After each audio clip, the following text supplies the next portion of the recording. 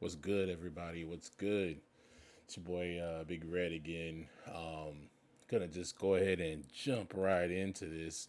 We're talking today about the remnants of Babel, and do we know where the exact remnants of Babel are right now? Finding these things, which I feel it's silly to say this because I always get confronted by people that are mainly in the Christian belief and Europeans who always want to oppose the truth of the word. It's like, oh, what does this have to do? Just focus on the gospel. Just focus on the gospel. Like the Yah's word, the sephers that Yah has left us, that was written by our forebears, that He breathed into them and told them, as well as their writing down of the history of our people, which were the Hebrew people. For those who don't understand who the Bible was written by, um, they're all important. It not only chronicles the tales of the history of, Yahuwah's interaction with us, but it also chronicles the history of mankind. And it's very ignorant and honestly just stupid to say that wisdom of Yah is not necessary and focus only on one thing. If it were not of importance, Yah would not have put it in there. Like, he didn't put anything in there on how, on what, he didn't say anything about anybody going to the bathroom. He didn't say anything about anybody, having gas or anything like that, because I'm quite sure if y'all would have made any kind of mention of somebody, using the bathroom at a certain time of day, then niggas would out here and make a doctrine that would say, oh, if you don't poop at 12 o'clock every day, then you're in sin of the Most High.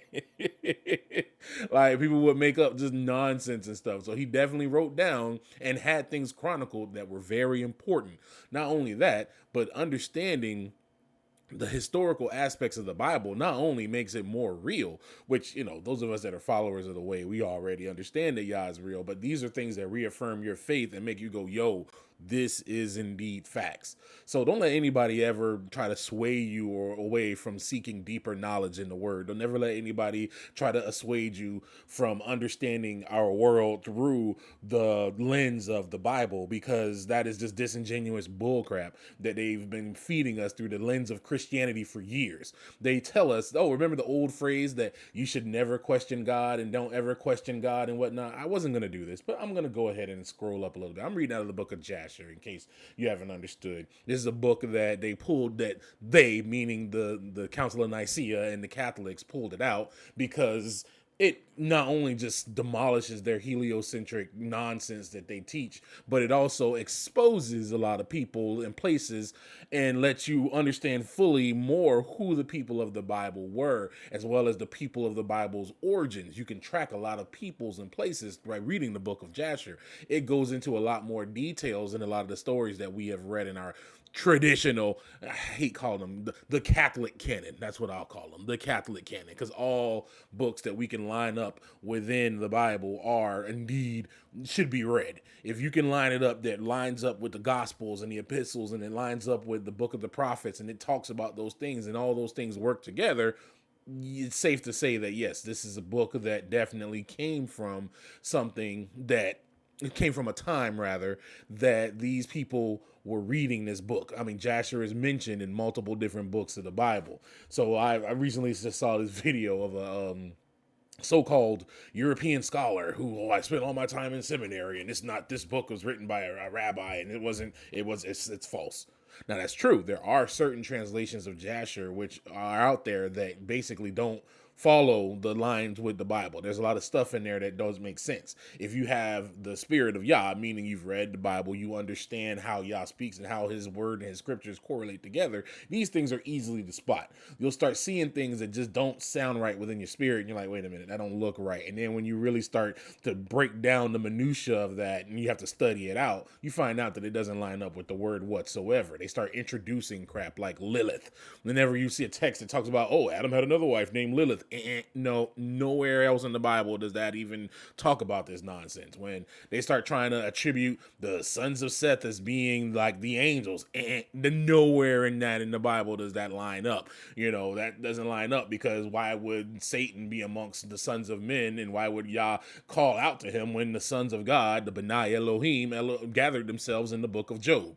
Like, these are things that even with just a cursory knowledge of the Bible, you can debunk them easily. You don't even got to go in that deep to debunk these things. So always read your Bible. That is the the motto of, what I will bring forth, anything on this channel, anything that I say, always bring it back to the word. Take everything that I say and line it back to the word. Don't just blindly believe it because Big Red said it. Don't just blindly believe it because, you like a brother, I make you laugh or whatever. None of that matters at the end of the day. If what I say doesn't line up with the word of God, then I'm resounding brass, I'm trash, and I'm garbage. And I'm trying to make sure that everything that I say lines up with the word of God. Because apart from that, my words have no value. If they're not lining up with Yah's will and Yah's way, my words are garbage. And anybody who would try to just tell you to just blindly believe them without going and researching for yourself is a liar, and you should just leave their presence and not even listen to them. So that's my one disclaimer that I'm gonna put out there. But let me come up here real quick for when people say, "Oh, don't question God," or Yah, you should never question Yah, you shouldn't be questioning him, and blah blah blah. So yeah, this the Book of Jasher goes great into the detail of a lot of the patriarchs, especially Abram, and his story is so fascinating. I love it. It's an amazing story, and one that I probably will go into a little bit more in detail because, man, more I'm reading about it. When you read about it in the Bible, I'm just going to talk about it for a quick second. When you read about Abram's story in the Bible, it just makes it sound like God just talked to him and he just woke up one day and said, "Oh, I'm going to leave," and walk out and just start serving God. And that honestly isn't realistic. That's not realistic in how Yah deals with us today. This is the reason why a lot of people don't have a good understanding about how Yah works and how Yah deals with people, and they make up all this nonsense. You have these fake prophets who are really nothing more than soothsayers doing the will of Satan in the name of Yah, talking about, "Oh, I'm calling out, oh, I'm prophesying this, or Yah showed me this," and all these bullcrap prophecies that have no merit and no kind of grounds in them whatsoever. They've basically made it so people look at prophets with disdain. And I can tell you right now, as somebody who is a prophet of Yah, who is a true prophet of Yah, meaning a watchman in his word, I look at these people and they make me mad. They piss me off because all they do is they sully the word of Yah. A true prophet isn't around here bragging about and talking about, "Oh, this is what God showed me, this is what God showed me, this is what God showed me." I can bring it back to the word of Yah. This is how Yah speaks in this day and hour. This is why he said, don't be following anybody who said, "Oh, look, here's a Christ. Oh, look, here's a Christ," because they put prophet so-and-so or apostle so-and-so in front of their name. These niggas be out here just saying whatever they could think about in their mind, whatever their mind tells them, and then they around here telling it this God and this Yah. I used to hear people say, "Oh, I see angels coming down and doing this." What does an angel look like? Your vision of an angel is tainted by this world. That's a whole nother video that I'm gonna make about the mind and the programming, but I'm getting ahead of myself. I'm trying to keep it all within. Y'all forgive me. But I'm gonna talk about Abram real quick, about questioning the Lord. And we're going to go over here. And it says, "And the Lord gave Abram an understanding heart, and he knew all the works of that generation." Actually, you know what? I'm not going to read it out of there because I don't like reading where they I'm going to read this out of the Sefer. I'm going to have this up here, but unfortunately, I don't have a digital Sefer that I can just pull out, unfortunately. And, yeah, I like reading out of the Sefer because they replace, God and Lord with Yah and Elohim as it properly should be. That is one thing that I really, really like about this translation. So let me see here. Let me line this one up. This is chapter 8, I believe. And where am I at? At chapter 8, verse, this is 14. I'm pulling this up on the fly. And let me, oh, actually, I'm in 9 still. I'm sorry. It's hard reading it from this little PDF to here. All right, 9. This is on Jasher 9:12. "And Yahuwah gave Abram an understanding heart, and he knew all the works of that generation were vain, and that all their Elohim were vain and were of no avail. And Abram saw the sun shining upon the earth, and said unto himself, Surely now this is the sun that shines upon the earth is Elohim, and him will I serve. And Abram served the sun in that day, and he prayed to him. And when evening came, the sun set as usual. And Abram said within himself, Surely this cannot be Elohim. And Abram still continued to speak within himself, Who is he who made the heavens and the earth? Who created upon the earth? Where is he? And night darkened over him, and he lifted up his eyes toward the west, north, south, and east. And he saw the sun had vanished from the earth, and the day became dark. Let me roll that down. And Abram saw the stars and moon before him, and he said, surely this is the Elohim who created the whole earth as well as man. And behold, these his servants are Elohim around him. And Abram served the moon and prayed to it all that night. Okay, just keep notice of all what he's doing. Just pay attention to what Abram is doing. He's doing a logical exercise right now. I love this because I literally did this same thing in my past days. This is awesome. I love this. And verse 18, and in the morning when it was light and the sun shone upon the earth as usual, Abram saw all the things that Yahuwah Elohim made upon the earth. And Abram said unto himself, surely these are not Elohim that made the earth and all mankind, but these are the servants of Elohim. And Abram remained in the house of Noah. And Abram remained in the house of Noach, and there knew Yahuwah and his ways, and he served Yahuwah all the days of his life, and all the generation forgot Yahuwah and served other Elohim of wood and stone, and rebelled all their days. So what was Abram doing? Abram, this is going to be the future Abraham, our patriarch, our great, put all the greats you want in there, granddaddy, for all us Hebrews. You know what I'm saying? What he was doing was trying the spirit. He was questioning God. The very thing that they tell you not to do in the church. He was questioning who was the supreme Elohim. He's like, if this is the son that's Elohim, I'm going to see if this son is the Elohim. Now you have to understand, he came from a generation that's all everybody did. Everybody was making their own Elohim of stones and brick, and they all had their multiple gods and stuff. You can look in the traditions of different pagans right now, like the Egyptians and the Hindus. They have multiple gods for all kinds of nonsense. There's gods all over the place for all different things. And we all know they came from the fallen angels who created this form of worship. And syncretism has basically caused all of these things to be the same type of worship, but separate. And this is what we know that they're doing even to this day. So Abram was basically looking and saying, okay, if this is the God, this sun is the God, I'm going to worship this sun. But then the sun went down. He's like, bro, if you're going down every day, if you're not shining all the time doing your thing, you can't be God. He looked at the stars and he was like, yo, okay, all right, this might be it. These might be God. This is amazing. This is wonderful. Maybe this is God. He worshipped it. Then it went down and the sun came up and he was like, you know what? I'm going to go with what my man Noah has taught me. He's like, I see it, because this Elohim that he speaks about is higher than all of these. He knew of the teachings of Elohim because he was staying with Noah because of one reason or another. Again, I highly recommend you read this book. It's amazing how it brings a lot of clarity to a lot of the stories that we were just half taught. This is what I'll put. We were learned them in the Bible, but those were summations of them. They weren't the full details of these stories. And when you get the full details of the times of Noah, because now know this, Noah is still around during this time. So when people say as it was in the days of Noah, they tend to think about pre-flood, but this is after the flood. These are still during the times of Noah. Noah's still around. Just keep that in mind. All right. That is what I wanted to do for that one. Now I'm going to come down here and we're going to talk about the Tower of Babel and this man named Nimrod, who was really one of the most principal people that we can give thanks for all the pagan nonsense that's going on. He was a very, very wicked king, very wicked king. He started off actually right, though. His story, again, Jasher tells, and it's an amazing, amazing story, especially when you find out that Ham did more than just do freaky things to Noah. There's a lot of stories out there that say that Ham castrated Noah or made it so he couldn't have kids anymore, and he did that type of thing with him.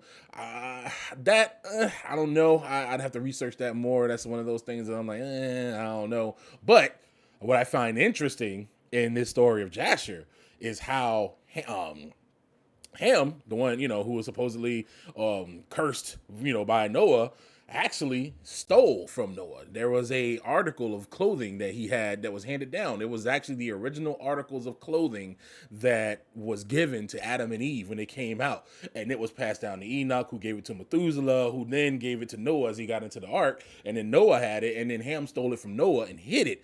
And then he gave it to Cush. And then when Cush had Nimrod, who was a child of his old age, he gave those clothes to Nimrod. And then at age 20, Nimrod put them on, and brother became a Super Saiyan.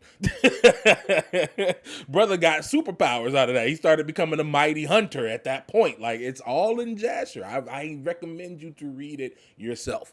I will always tell you to go and read for yourself and come to the same conclusion. It's an amazing story. It reminds me of like the rod of Yahuwah that got passed down into Moses. It's crazy, man. It's so crazy how much stuff, even in our pop culture, is just ripped from the Bible due to our ignorance. We attribute it to Europeans when it's really attributed as unto us. I could tell you, Sword in the Stone, they ain't come from nothing in England and Europe. They actually got it from Moses and the rod of Yahuwah. It's an amazing story. Again, something I highly recommend you go and research and read about. Anyway, we're going to talk about Nimrod and the Tower of Babel. How did the Tower of Babel come to be, and what is it, and can we still see it today? So let's go and start reading here at 20. And King Nimrod reigned securely, and all the earth was under his control, and all the earth was of one tongue and words of union. And all the princes of Nimrod and his great men took counsel together, Put, Mizraim, Cush, and Canaan, with their families. They said to each other, "Come, let us build ourselves a city, and in it a strong tower, and its top reaching heaven. And we will make ourselves famed, so that we may reign upon the whole world, in order that the evil of our enemies may cease from us, that we may reign mightily over them, and that we may not become scattered over the earth on account of their wars." So, the whole purpose. Now, Babel wasn't just a tower. It was a big complex, a city surrounding the tower. As you see here, they said, we're going to make ourselves a city, and in it, a strong tower, its top reaching heaven. Keep that part in mind, top reaching heaven. Also, keep in mind their purpose. Their main purpose was so that we may not become scattered over the earth on account of their wars. So they did not want to have the wars come in and, let's say Put gets attacked and then somebody overcomes them, and then now the land is separated, because now that they're being invaded, it's no longer Put's territory. So all the neighbors of Put now have to deal with their enemies moving in on Put's land, and it may cause divisions and migrations. They understood that. We can see that happened a lot during the times of our more modern times when we had wars and whatnot fighting out. There's always migrations during wars. People running away from the war, people trying to get away from the battles and whatnot as borders begin to expand and shrink, and then that causes all kinds of genealogy shifts within the people. Which is why you have certain people with mixed genealogies in every country. Really, no country is kind of like homogenous except for not really. All of them are very not homogenous. There's lots of traveling that's been going around throughout the years and stuff, and there's a lot of migrations that have occurred. This is why you've had Native Americans over here from Washington who actually met with Native Americans natives rather from Russia. There were two different tribes that met up with each other and found out that they have similar traits. They have similar practices and religions and beliefs and all sorts of things. This is all because of human migrations and whatnot.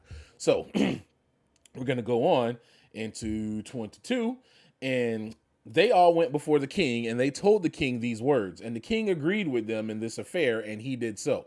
And all the families assembled, consisting of about 600,000 men, and they went to seek an extensive piece of ground to build the city and the tower. And they sought in the whole earth, and they found none like one valley at the east of the land of Shinar, about 2 days' walk. And they journeyed there and dwelt there. So they went looking around all the known world that they had at that time. They went looking and searching for this land, and they meticulously picked this piece of land out. Now, what we have to understand is the traditional teaching of the history of mankind is these dudes was nothing but hunter-gatherers, and they had little pickaxes and chisels and hammers, and they were building things in these antique ways. Well, what we can clearly see now from a lot of things that we've been researching in history, they had technology. They also had an understanding that we don't have to this day of this world and of the energies and the things that go on in this world. They have an understanding of magnetism.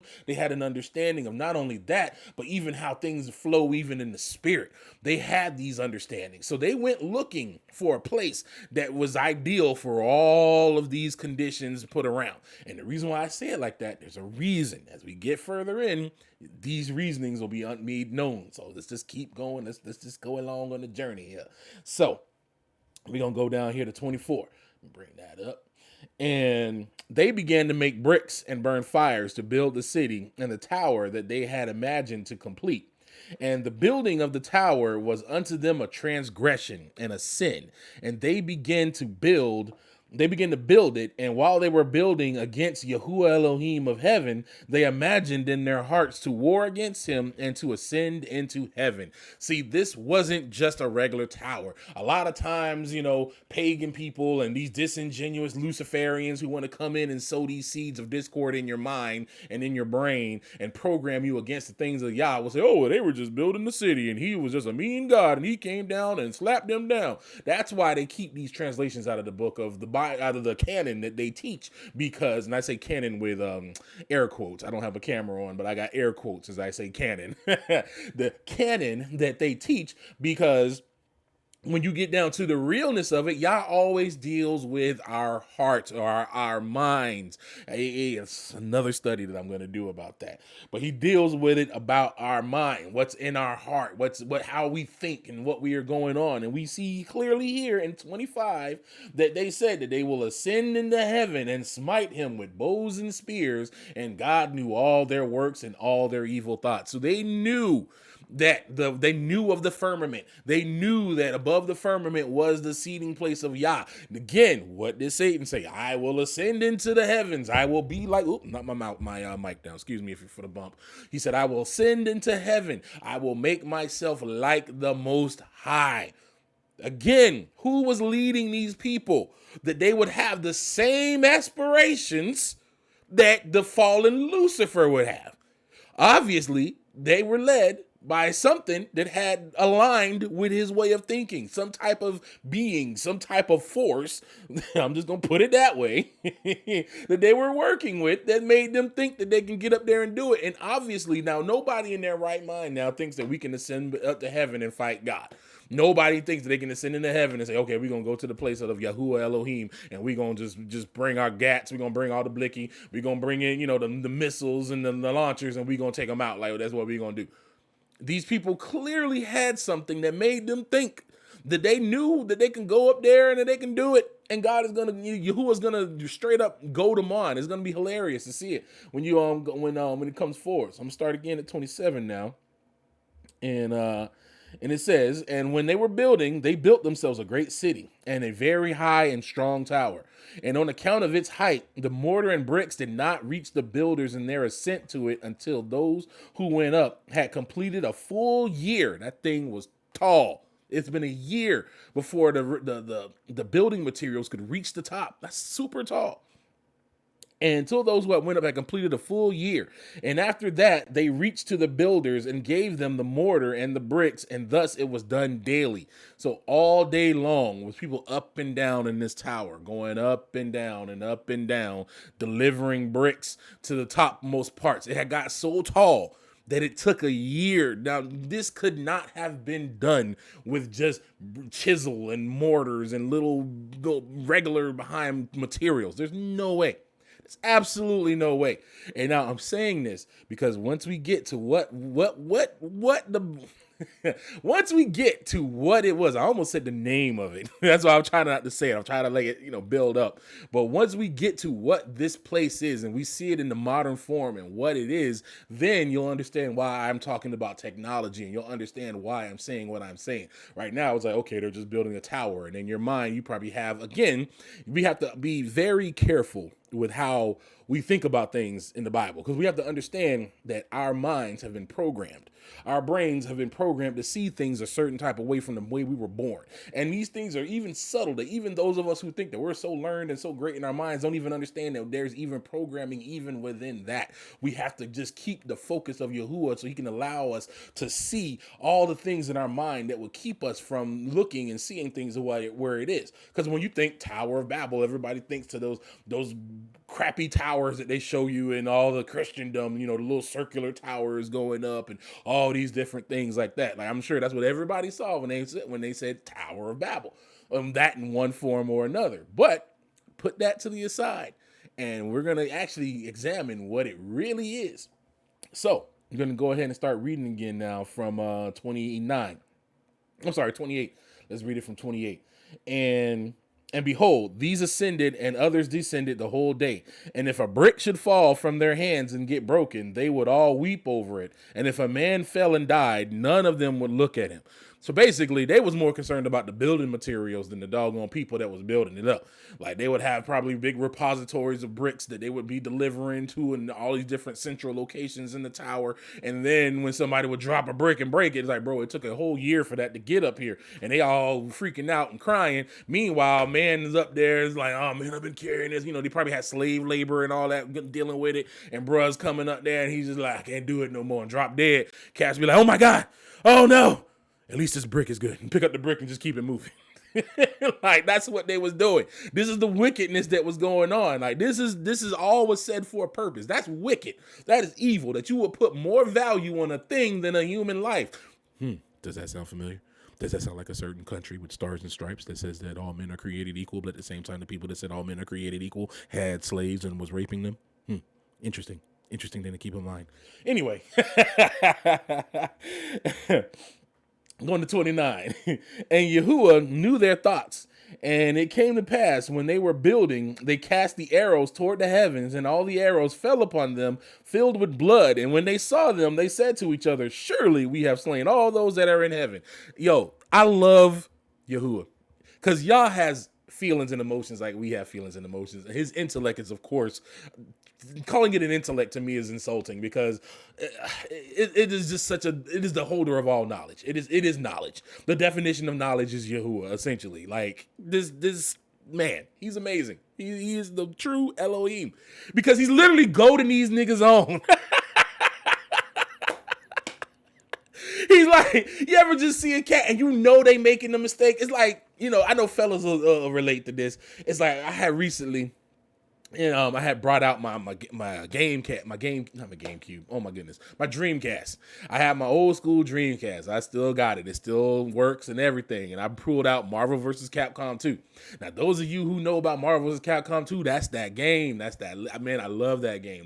That's like the fighting game. It's basically Marvel characters and characters from Capcom fighting each other. For those who don't, know video games, who don't play and all that, it's basically you had like Street Fighter dudes fighting X-Men. So you would have Ryu fighting Wolverine, and you can pair them up in teams of 3, and then it was amazing. It was dope. They've made sequels to it. All right, but Marvel vs. Capcom 2 was like the pinnacle of it all. It was so good.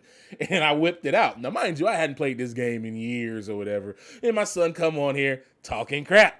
He's talking noise. Now, I know I'm going to whoop him, because I used to play this game so much. I was so good at it that even as I was playing it against him, I was mad at myself because I was nowhere near as good as I used to be. And I knew how good I used to be and all the things that I used to be able to do. Because again, I had no job. I had a job, but I had nothing to do but, be home and, play video games, because I was a little kid with no responsibilities. So he's like, oh yeah, so I'm like, I don't know, man. It's been a long time since I played this, you might just win, man. I don't know. And he's like, oh yeah, I'm gonna come in. Yeah, I don't know, man. I'm not thinking I'm gonna beat you. So I'm knowing he's not gonna win, but I'm goading him on because I want him to play me. I want to whoop him. So I'm goading him on. I'm like, I don't know, man. Yeah, I said, you might just win a few. I'll just give you that. You might just win a few because I haven't played this before. Knowing all the well, I'm going to whoop this little Negro. But I'm goading him on because I want to whoop him and just watch his little tears flow. The Schadenfreude was so strong with me that day. And that's what Yahuwah did to them. Yahuwah was like, you know what? I want them to keep building this because I want to whoop them.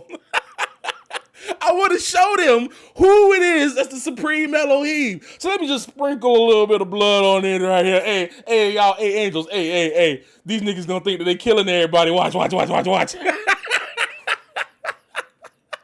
And they down there getting puffed up in their hearts thinking they doing something, don't even knowing that they're heading right to their own slaughter. I love Yahuwah Elohim and all his works. He is so wise. It is amazing to see this. Then let's go to 30. For this was from Yahuwah in order to cause them to err, and in order to destroy them from off the face of the ground. He goaded them on. He goaded them on. You see him do this same thing with Pharaoh. He hardened his heart. He's like, nah, bro. Nah, bro. Keep acting up so I can show these people so I can show you who I really am. Man, I love Yahuwah, man.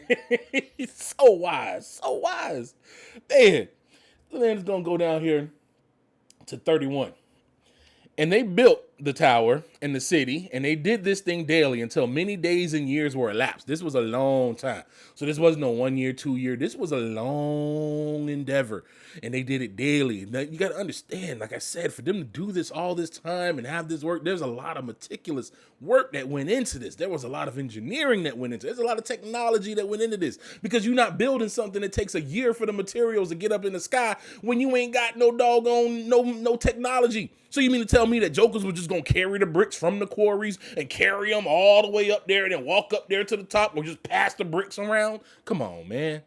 Come on, let's use our brains. Let's just think about this thing. Let's think about it. You'd have to have some type of technology to build this thing in this matter. And when you see what it is, when you see what we believe, and what I'm pretty much willing to put 99% behind that it is what it is, then you'll be like, okay. This definitely, you had to have some tech, especially because it lines up with other things that they say that people couldn't have built, and that they claim on the aliens and all that kind of stuff. So mind me saying that, some of that should have put a light in some of y'all head, like, oh, I know where he's going. All right, let's go. And so 32. And Elohim said to the 70 angels who stood foremost before him. That's just awesome. That part right there is just awesome when you really read that little layer right there. See, the closer you are to Yah, the more work he gonna have for you. He ain't called the other angels that was out further. Like, that's why I'm trying to get myself, so I want to be as close to Yah as I could be. So when he want to go do something, I'm like, hey Lord, let me know. I'm right here. I'm at your service. That's just awesome. I love little things like that. Who stood foremost before him, to those who were near to him, saying, I love it. Come, let us descend and confuse their tongues, that one man shall not understand the language of his neighbor. And they did so unto them. And from that day following, they forgot each man his neighbor's tongue, and they could not understand to speak one tongue. And when the builders took from the hands of his neighbor lime or stone, which he did not order, the builder would cast it away and throw it upon his neighbor, that he would die. So basically, they was getting orders wrong. They was trying to order materials to come in. Hey, we need this, and this, and I need this, and that. And cats was bringing the wrong thing, and one dude was speaking one language, and the other. Now, they still was trying to do it. Mind you, their languages changed, but so was their heart so haughty that they still was trying to do it. So they were still trying to build it, even though everybody was speaking different languages. And when they would get mishaps and mishaps because of the language differences, as we know today, that can happen quite often because it's just so vastly different with the way languages and point of views are, that they would bring the wrong thing and dude would get mad and straight killing each other. So they in there just murking each other right now. And then let's see how. Let me pull this up and go to 34. And they did so many days, and they killed many of them in this manner. It was just a murder house. They was just murdering each other, just killing each other. 35. And Yahuwah smote the 3 divisions that were there, and he punished them according to their works and their designs. Those who said, we will ascend to heaven and serve our Elohim, became like apes and elephants. This right here is what I love about Yah. I love it. I love it. He also gives poetic justice in his punishments and in the way he delivers and metes out justice. It's so amazing. I'm going to come back to that apes and elephants thing, because that's another thing that's going to be pretty interesting. I see my boy, shout out to my boy, Extended Thoughts and Thought Provoking. I think that's his name, one channel, Thought Provoking. Man, I'd be on his other one, Extended Thoughts, but he has another one too, Thought Provoking, or man, I feel so bad not knowing his name. Forgive me for not knowing it, but he did a similar study on Jasher, and he talked about that, and I was like, yeah, I like that. I love it. I love it how we all bring in pieces to this puzzle. Like, no one person has it all. I don't have it all. Anybody who claims to have it all, slap that man. No, don't slap him. Just walk away from him and then be like, here, fool, and dust your feet off. I love it. We all possess pieces to the same puzzle. So I love it, man. I love dealing with the brethren and the sisters and seeing how what Yah gives them from the same thing I read, and then putting it all together and getting a big piece of the picture. That is just the most amazing thing. And y'all check out his channel, man. My man posts some amazing documentaries, a lot of stuff to provoke thought and everything. Just check him out, man. Extended Thoughts on YouTube. I'm on Odyssey because I like to. I ain't messing with YouTube. Mama Susan over there can kick rocks.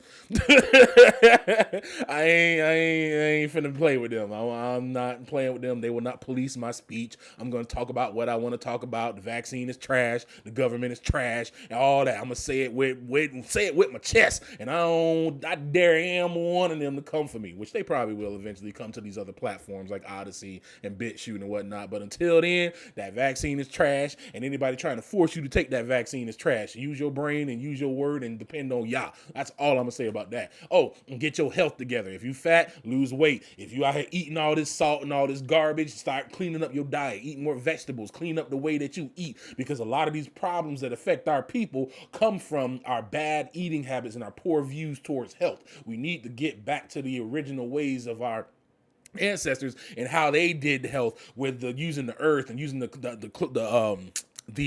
herbs and whatnot. Now, I'm not talking about no ancestor worship. I ain't talking about, worshiping no earth and none of that nonsense like that. I know how niggas get.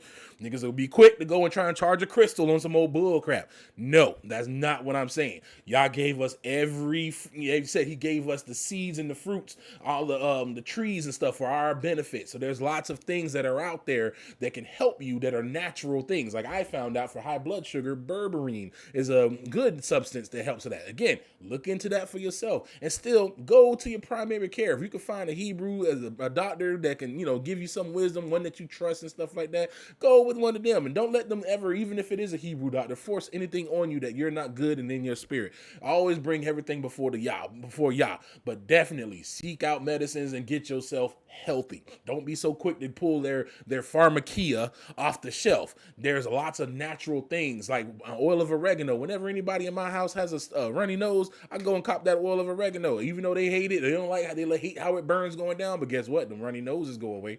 My little nephew came over and my son came to me and said, hey, he needs some oil of oregano. His nose is running. That made me happy because he already know that I'm not going to go get some Robitussin. I'm not going to go get that nonsense off the shelf. I'm going to go after something that's natural. So definitely, there's lots of other Hebrew sisters out there. There's a lot of channels I've seen that talk about this. Go searching for that, but be careful, because if they're out there talking about this ancestor worship and they start going into all that voodoo nonsense, then you gotta cut them off. Cut them off. I am not advocating for that, none 1%. But our ancestors and their understanding of medicine and how to use plants and stuff for our benefit was far superior to what we have here, especially those of us in America, because they've wanted to supplant it with their demonic medicine system, which again is a whole nother video about them. And I put it like this for those of y'all who work in the medical community who feel some type of way, me talking about your precious medical community, because they've always pushed this medical folks like, this arrogance that comes with it, like they got all the knowledge and we're just so much educated and stuff. You're educated in a lot of cases in foolishness. In a lot of cases you're educated in foolishness, because you would rather recommend a lab-made drug over something that grows naturally from the earth that we were created from. I don't know what to say. And also look at the caduceus that represents the symbol of your people, and research that, the caduceus. That's a whole another video. But I'm getting off the subject, getting off the term. We're gonna get back here and we're gonna talk about Babel. And so we're back here in 35, and Yahuwah smote the three divisions that were there, and he punished them according to their works and designs. Those who said, we will ascend into heaven and serve our Elohim, became like apes and elephants. And those who said, we will smite the heaven with arrows, Yahuwah killed them. One man through the hand of his neighbor, and one man through the hand of his neighbor. Basically, they murked each other. Yahuwah turned them against each other. And Yahuwah killed the man, one through the hand of his neighbor, and the third division of who said, we will ascend to heaven and fight against him, Yahuwah scattered them throughout the earth. The very thing that they didn't want to happen, happened to all of them. Interesting. It's like poetic justice, minus the mail truck. Some of y'all youngins might not get that. 36.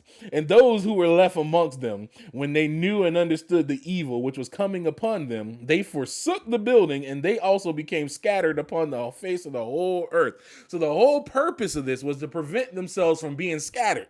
But the ones at the bottom and who was in the city said, hey, man, I see what's going on in that tower. Niggas is dying left and right. I'm out. And everybody started scattering. The very thing that they set their hearts out to not do is what Yahuwah had them do. I love the justice of Yahuwah. It is such a, it is such an eloquence in what he does. He deals in opposites a lot. Like the way a man thinks, Yahuwah is totally opposite to that. It's just so amazing how he works and how he does things. When you really sit down and just go over it philosophically, it's like, mwah, it's perfect. I love it. Oh, man. 37. And they ceased building the city, and a tower, therefore, he called that place Babel. For there Yahuwah confounded the language of the whole earth. Behold, it was at the east of the land of Shinar. And as to the tower which the sons of men built, the earth opened its mouth and swallowed up 1/3 part thereof. And a fire also descended from heaven and burned another third. And the other third is left to this day. And it is of that part which was aloft, and its circumference is 3 days' walk. And many of the sons of men died in that tower, a people without number. That's a lot of people that died in this tower. A lot of people went down. And there's one thing I want to focus on right here. Let's look at 38. And as to the tower which the sons of men built, the earth opened his mouth and swallowed up 1/3 part thereof. So basically the earth opened up, bam, part of it went down. A fire also descended from heaven and burned another third. So Yahuwah said, oh no, it's not enough. And he sent down fire from heaven and took out more of it. And the third is left to this day, and it is of that part which was aloft. Basically, this was the top part, one of the peaks of the part. The way of this tower was built, and its circumference is 3 days' walk. Wait a minute. That's an interesting way for him to describe the circumference. He didn't say the circumference in he didn't give a measurement number. He didn't say like cubits or anything like that. He said its circumference is 3 days' walk. I love the wisdom of Yahuwah and how he imparted that wisdom into his writers of these texts, and how these sephers accurately give us, the later generation, ways of deciphering and knowing that Yahuwah is real and that what he has is true. Now, we're going to go to the interactive part. I give to you Mount Kailash. This is Mount Kailash over here. It's located in it's around Tibet, basically. And it's located near Manasarovar. Manasarovar. Ooh, that's a long one I did not prepare myself to read. Manasarovar and Lake Rahashtal, close to the source of some of the longest Asian rivers, the Indus, and the Sotej. So to let you know that there was a city there, because there was 2 lakes that's around Mount Kailash. They had 2 big lakes that were around it. It's basically a perfect place to have your cities and stuff. And the Indus and Brahmaputra and Karnali, as known as the Gagara, a tributary of the Ganges in India. Mount Kailash is considered to be sacred in 4 religions. I'm using Wikipedia because, it's Wikipedia. But unfortunately, a broken clock can be right 2 times a day, or 1 time, 2 times a day. But the mountain is considered sacred in 4 religions: Hinduism, Bon, Buddhism, and Jainism. Interesting. 4 religions all have this one mountain as its sacred spot. This is a place that a lot of them all look to. They talk about it in Hinduism. In Hinduism they call it Mount Meru. They say that it was a huge sacred golden mountain in the center of our universe, which supports the heavens and passes through the center of the earth. Now, what you have to understand is, over time, It's like playing telephone. A lot of things change and they lost their original meaning, especially given the fact that the languages were separated there. You find there's a lot of syncretism between a lot of those religions that it mentioned: Buddhism, Jainism, Bo, and Bon. There's a lot of similarities and a lot of similar deities and a lot of even similar practices that they have in those different religions. And Mount Meru was one that they said they're supreme gods of Brahma, Shiva, and Vishnu, and then the Devas, the demigods, the half, basically the sons of the fallen ones. They all resided around the top of those mountains. Essentially, they lived at the peak, and they say that even up all the way up, there were different living quarters for them. So it was a super huge. It said the mountain was a tower at a height of more than was 1,000,000 kilometers, and it was gold in color, which is considered to be allegorical, of course. And then it says different levels of heavens correspond to different level of heights, and each deity are said to live on different levels. So, is it just allegory? Is it, or is this mountain that they revere?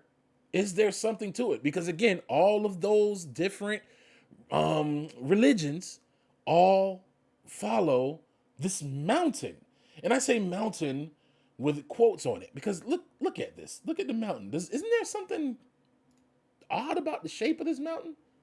Like it's got a different look than most mountains that one would. Let's just look at all the look at it. Look at the form of it here. You can see my mouse here coming around of it. If you know, especially when you see it from afar off, like this one right here. Come on, man. Come on, man. This thing looks like a pyramid. This thing looks like a giant pyramid. There also was a doctor who actually came out and believed so that this was it. This man here, his name Ernest Moldashev, he's a Russian optometrist, that means eye doctor, and he said that Mount Kailash and even all of these around it were pyramids, which again would make sense because remember, they built a great city all around it, and now that whole land now is desolate. It's really a desolate land that's around there, which goes to show Yahuwah wasn't playing when he took that whole thing out. But he believed that this was a mountain, that these were pyramids, which again makes sense because who was one of the people that were out there helping them build? It was Put, it was Cush, and it was Mizraim. Mizraim is the old Hebrew way of saying Egypt. What do we have in Egypt? Okay. All right. Oh, that's not enough. All right, let's go in a little bit more. So this place they take pilgrimages to. This is a place where they travel to and they go on, and this is a normal thing. They say that this is from Yoar blog. And they talk about how they take pilgrimages to the mysterious mountain of Kailash. And they say that it's not your 5-star holiday, nor is it an adventurous trip. No, this is a pilgrimage of a lifetime, a journey which has changed the lives of millions of people. It's a journey towards a mysterious mountain that has the secrets of its own. Mount Kailash, the world's holiest mountain, known as the center of the universe, its peak is considered as the stairway to heaven. A celebrated site worshipped by 4 religions and billions of people. Stairway to heaven. That's what they refer to this as. The stairway to heaven.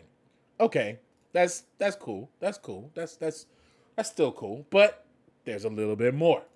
Let's come over here. Here again, they talk about pilgrimages. You see all of these men and women who come up here. They pilgrimage here for powers. They come and they pilgrimage there. Kailash Mansar pilgrimage. Kailash is believed to be the holiest mountain in the world to those of Hindu, Bon, and Jain beliefs.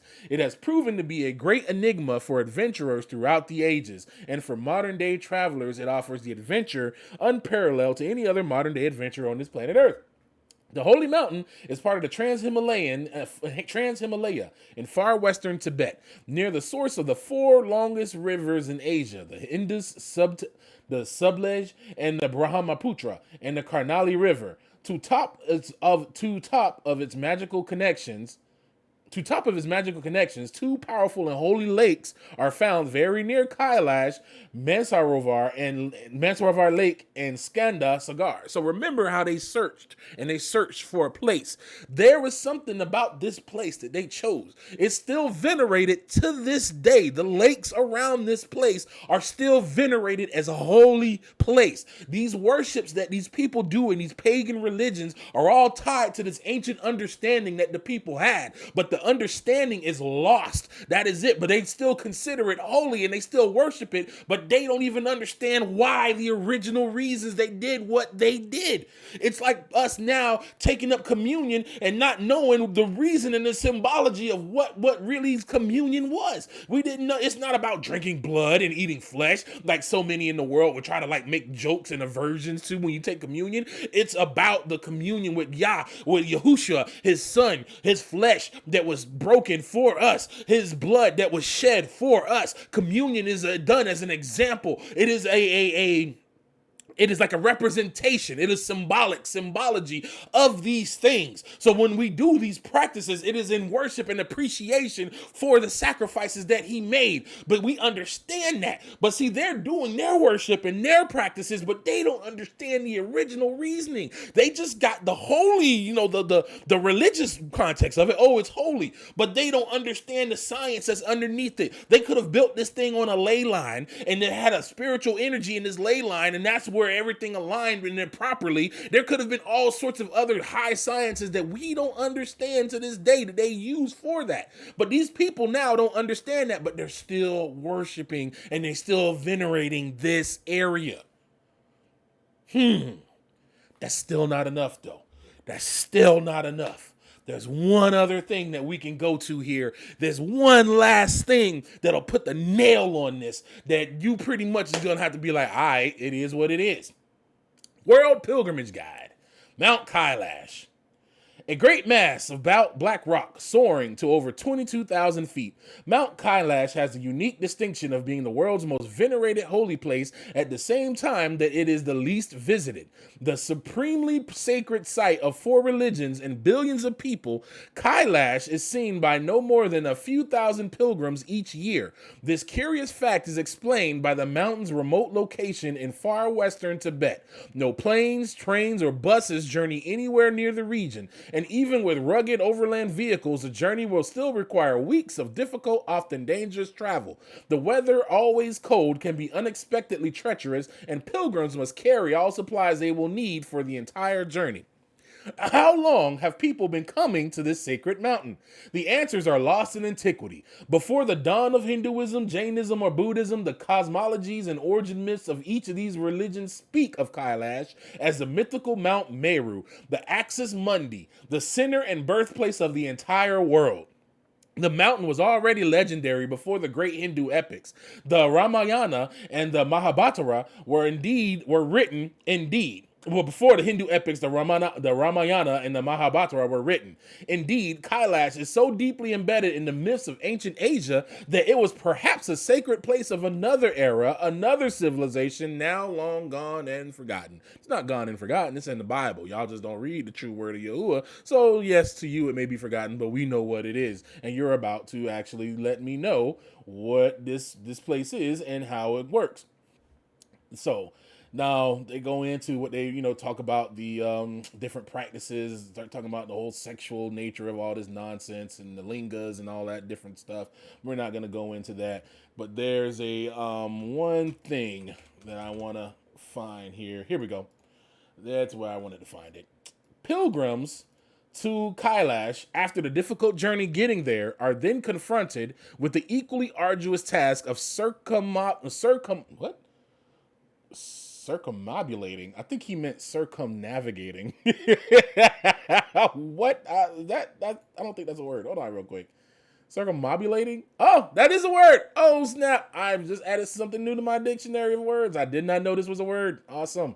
Circumambulate. I did not know this. I learned something. Wow. To walk around, especially as part of, wow, it's part of a ritual. Interesting.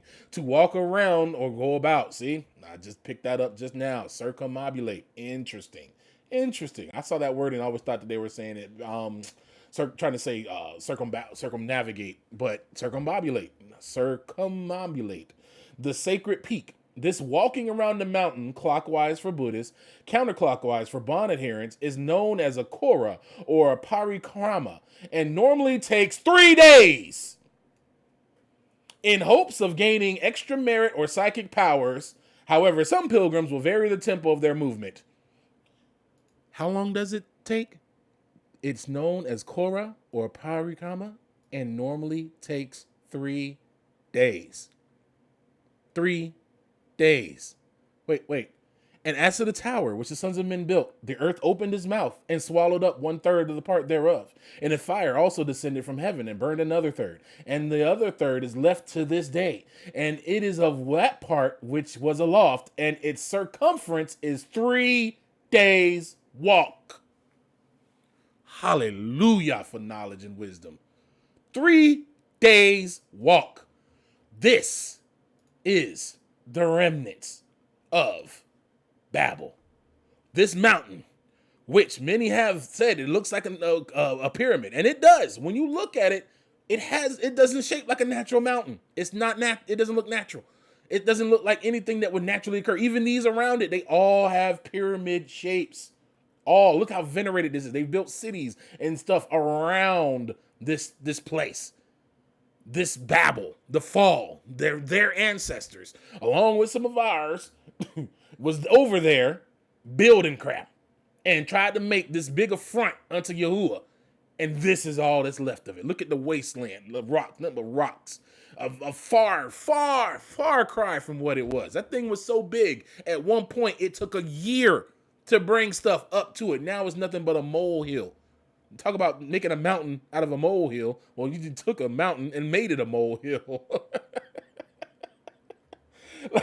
Like you can see that it's pyramid in shape, and they walk around this thing and they do it to get knowledge and to get powers, and it takes 3 days. And some of them believe that if you walk faster around it, that you'll get even more powers.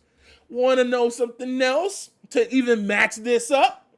Let's go back to my man, the Russian. And let's go back to Mr. Ernest Moldashev. There's something else that's about this man. So he went up there and he took a bunch of people who are geologists and all these different folks, and they all took a pilgrimage up there. And as they went up there, let's come down here. Let's see. It said, in the silence of the night, there were often strange gasping sounds in the belly of the mountain, Moldashev, the author of Where Do We Come From, wrote in an academic paper.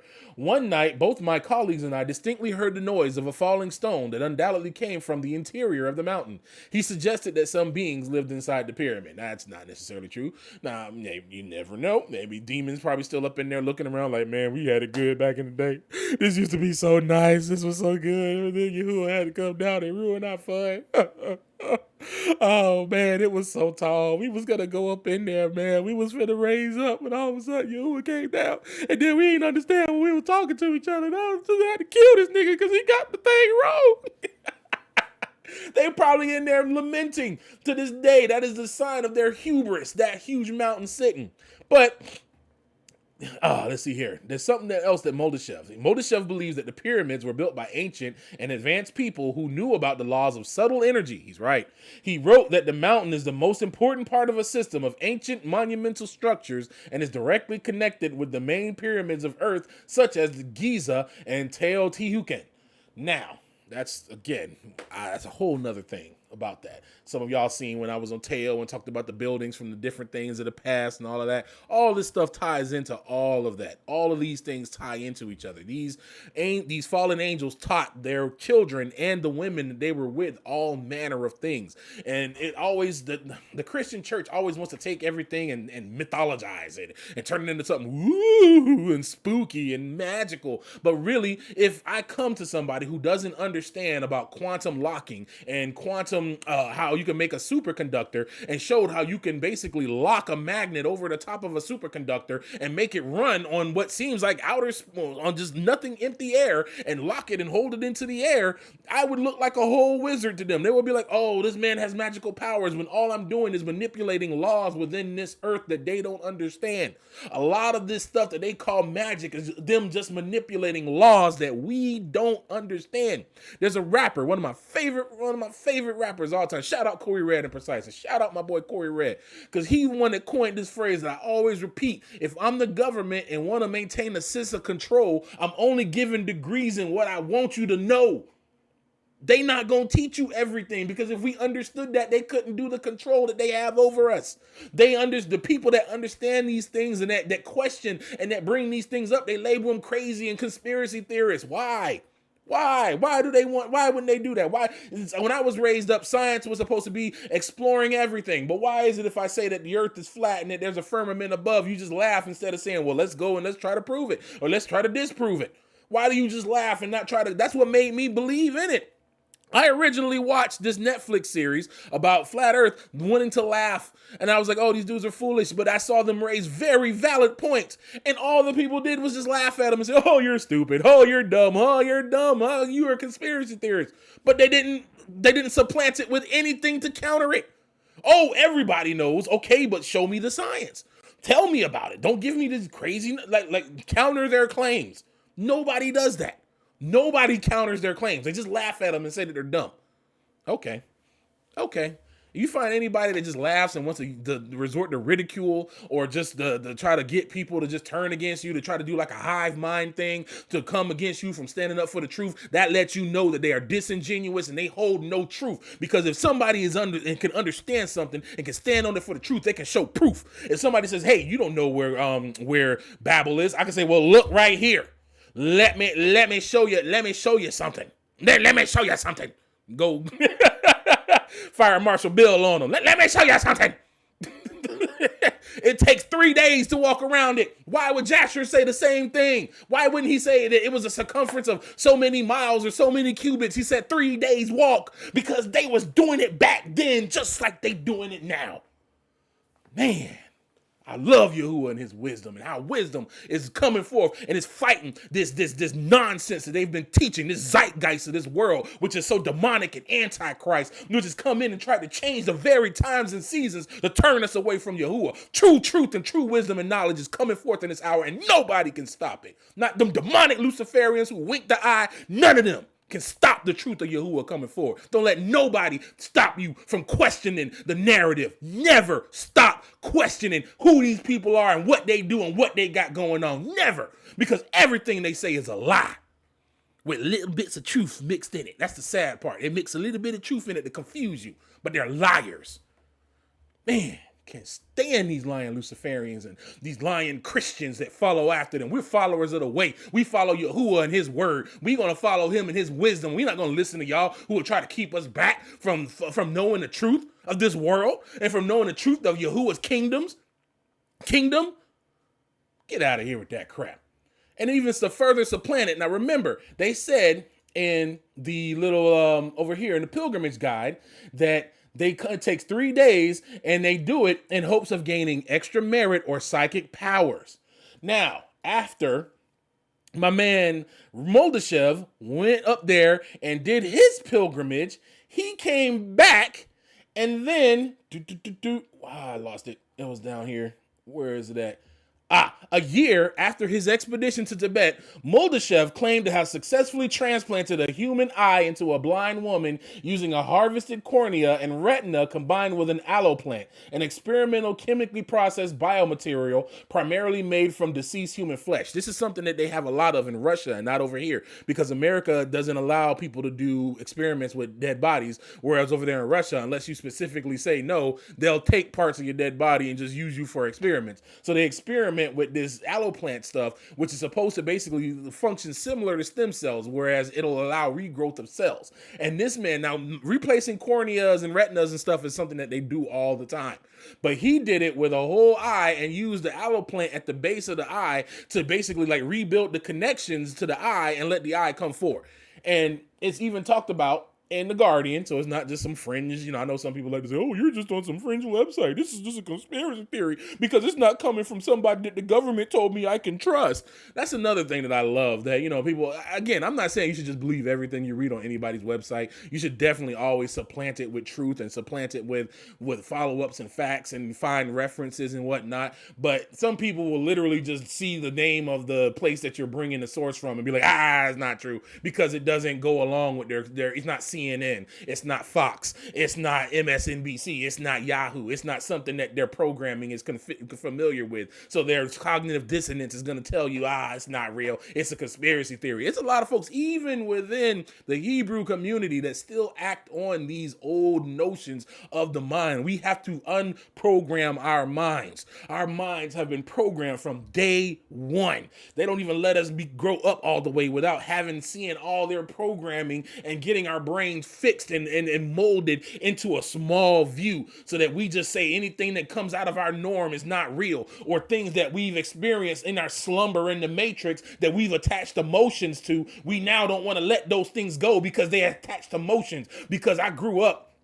looking at Buck Rogers and I grew up looking at Flash Gordon. I wanted to go and fly in the cosmos, so I can't believe that there's no universe, because as a young boy, I was enamored with this universe, and I was enamored with Star Wars, and I wanted to go fly in the galaxy. So I'm going to fight against this, because some of my childhood memories, my emotions are tied to this false knowledge. This is things that we got to check ourselves on. I check myself daily on this. That I don't hold on to beliefs. I don't hold on to worldviews. I don't hold on to actions, activities, and things that I do that have come from the programming of this world and the programming into my mind. So I'm sorry. I again went off on a little tangent there. I'm gonna do another video about the mind and the programming and stuff, and even on the third eye and what that is, and how Satan has come in and took it. It's not going to be from it's not, again, I know when you say third eye, people go, oh my God, oh, Big Red done jumped the shark. Oh, he's in the new age. I knew that nigga was crazy, blah, blah, blah, blah, blah. No, what you got to understand is Satan poisons the waters in a lot of stuff. I would never refer to the mind in that matter, because again, the waters are just so poisoned. I just choose other terminologies for it. But there is something to that and what they're saying. All I'm going to say is, when you say you know something by heart, if you get a heart transplant, do you not know that? Do you not know that information anymore? If I say that, I hide the word in my heart, but then I get a heart transplant, does that mean the word is no longer in my heart? What are you looking out of when you sleep, when you have a dream? Your eyes are closed. How are you seeing? What are you seeing with? Again, don't be afraid to ask these questions. Don't let the fear of this nonsense that the church has put in us be fearful of asking these questions, because understanding these things helps us to understand how our enemy is attacking us.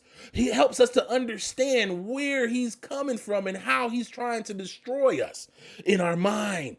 And Yahuwah talks about it. If your eye be single, he said, if your eye is darkness, how great is your darkness? If your thoughts are darkness and in your minds and in your thoughts, you make darkness reality, then guess what? That's where how great is your darkness. There's lots of people that want to say, oh, we can have multiple wives because look at this and look at this and look at that in the Bible, and not looking at the big picture. They want to stay focused because in their heart, they have lust. In their mind is lust. Their mind is programmed by this world. They still got masturbation issues. They still be sitting here going on these different porno sites and doing what they got going on. And they want to satisfy that lust, because when you got lust in your heart, one woman ain't going to satisfy you. Come on, now. When you programmed with lust, one woman won't satisfy you. So you want to make the case to have multiple wives. How great is your darkness? Because your mind has been programmed by lust. Man, thank you, y'all. Hallelujah, y'all. Thank you for helping us to clear our minds. Thank you for showing us. This man went here to this place, and he had such an experience that after that, again, a Russian eye surgeon has made medical history. I'm coming back into talking about Babel. I'm sorry, I got off. I said I was going to make it just like 45, 30 minutes, but man, the Ruach just be slapping a nigga. I gotta get it out, man. It's like it's like what my Jeremiah said, it's like fire shut up in my bones. It's like, I gotta get it out.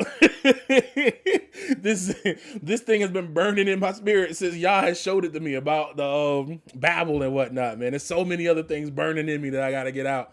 So I'm trying to, control it and keep it all in order, so that way it's understandable and make it teachable. So I'm just sticking with Babel. I'm gonna go more in detail about the mind and the eye a lot late in another video. But I kind of hinted on that here because it's so important that we understand the programming of the mind, that we get out of that so we can understand greater knowledge and greater wisdom that Yahuwah has for us. Not for this world, not for sitting around and going, I'm not even going to do the sound because, man, that's so much into that, even in itself, about the sounds that they make in these meditations and all that stuff. All that's demonic. That's not of Yah. Yah says, think on him. Keep your mind focused on the word. Your brain should be filled with the word. Read the word. Don't sit around and keep your mind empty, and idle mind is the playground of the devil. You sit around with your mind idle, all kinds of nonsense of your programming kicks in. Unless you've replaced all that with the word, that programming will creep in, and then you got to start replacing it with the word. Man, let me stop. I gotta get back in the Babel. Get back in the Babel. Y'all forgive me. Forgive me. I am my mother's son. My mom will start trying to teach on one thing. I remember it fondly. She will try to start teaching on one thing, and then I ruach slap her, and the next thing you know, we going in this crazy deep study that she had no intentions of going into. But she followed the ruach, and that's what that was my example. You follow Yah, and you follow his spirit, and not the spirit of man, and not the spirit of what man thinks. If you follow Yah and make him your lighthouse, you'll be fine in everything that you do because he'll guide you through it. But anyway, after this man went to Babel and he sat down there and did his pilgrimage, he came back and made history. A Russian eye surgeon has made medical history by attempting the first combined eye transplantation in the world, taking a retina and cornea from a corpse to assemble a left eye in a woman who has been blind for 20 years. Following the controversial operation, Tamara Gorbacheva, 37, a former translator from Kiev in Ukraine, claims that partial sight has been restored and she can detect light and discern simple shapes. News of the alleged breakthrough has been met with bewilderment and skepticism among eye experts in Moscow and London, but Professor Ernst Moldashev, head of the All-Russian Eye and Plastic Surgery Center, who carried out the operation at a clinic he runs in Ufa, the capital of the Russian Republic of Bashkortostan, insists he has accomplished something that orthodox ophthalmologists say is not possible. The eye is almost normal. The critics just say this can't happen, said Professor Moldashev. 3 months after the 6-hour operation was carried out on January 28th, Ms. Gorbacheva is still undergoing tests in the Ufa clinic. It was 2:30 in the morning, not long after the operation, that I could see light, she said. Professor Moldashev said that after 20 years of blindness, a major problem for Ms. Gorbacheva was that her brain was barely capable of deciphering the complex visual signals it was receiving. Interesting. Experts at London Moorfield Eye Hospital, who declined to be named, cautioned that the claims were barely credible. They declined to be named. Why would they decline to be named?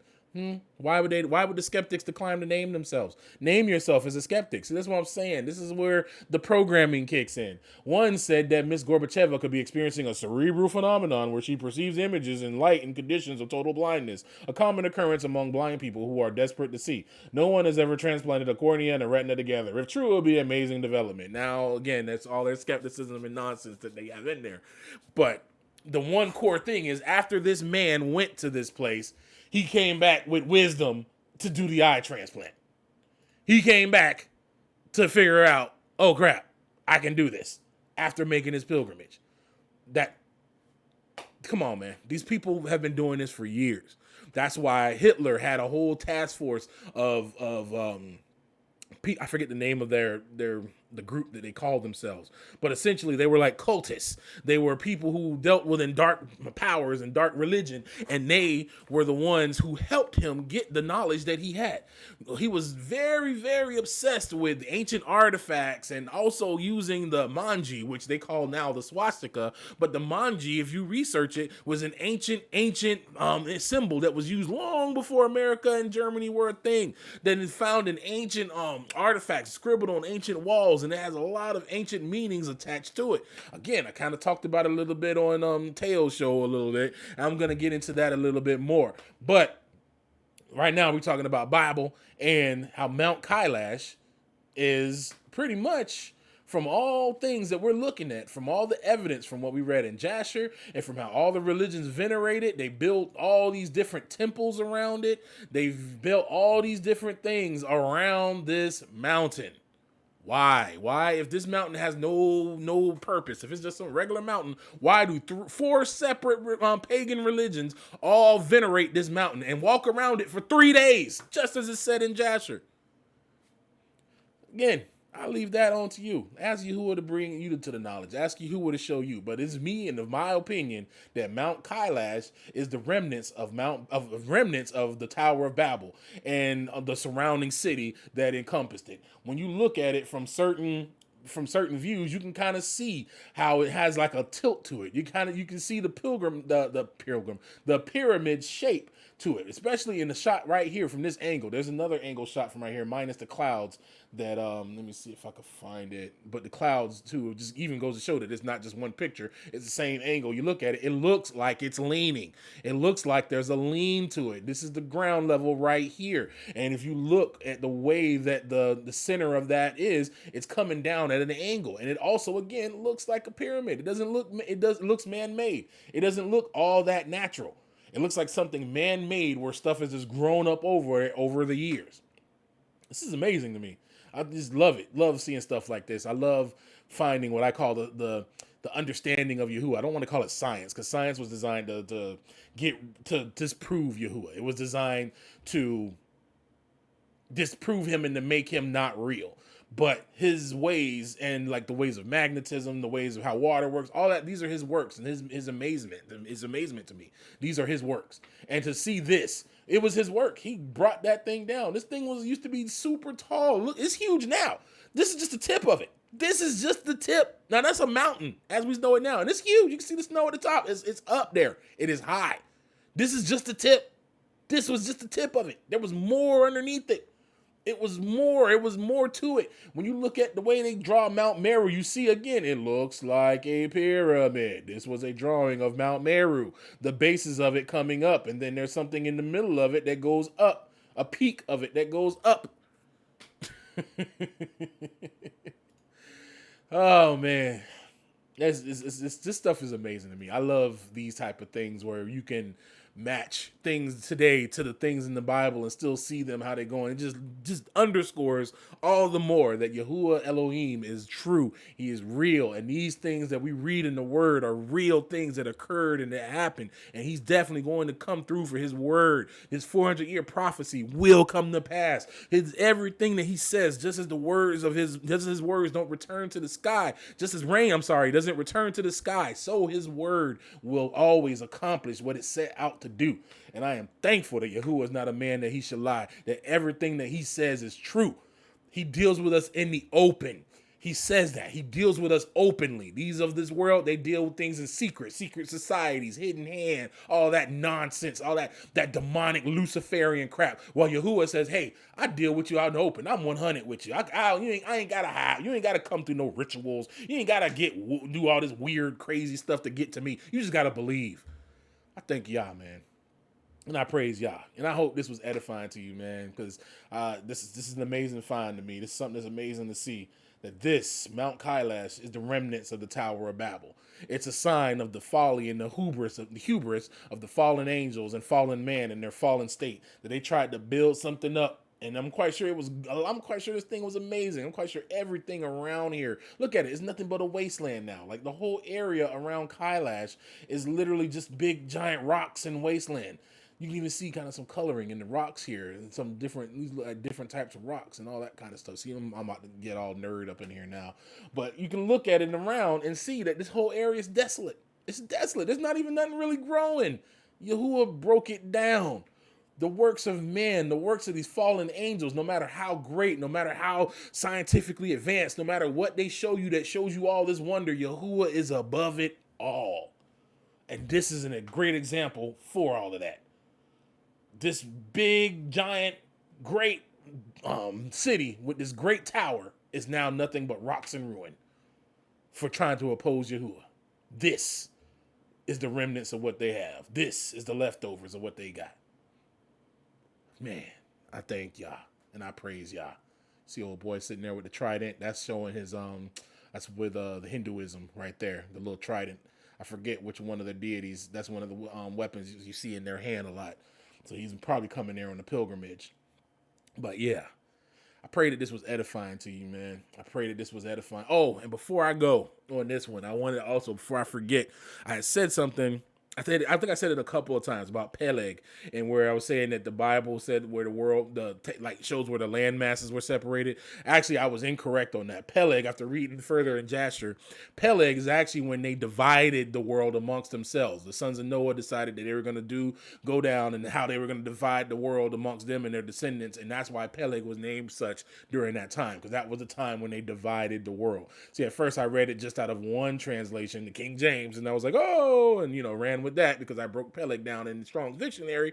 But when you read in Jasher and get more details on that, then you see the true meaning of what it was. So I thank y'all for his understanding. I was incorrect in that, and I want to correct that. I'll make sure I say it again, in another time, so I don't, have that false belief running out there, because, wisdom is progressive, and everything comes with knowledge. And I'm not perfect. Nobody is perfect. Anybody who says they're perfect, I'm looking at them sideways. There was only one perfect person, and we put him on the cross. Our people, our ancestors denied him and took the Barabbas over him, and we are in the state that we're in as a result of it. So again, I praise Yah. I thank Yah for his wisdom and him revealing things, and I pray that this was edifying to you, and I pray that Yah and his blessings be upon you and yours.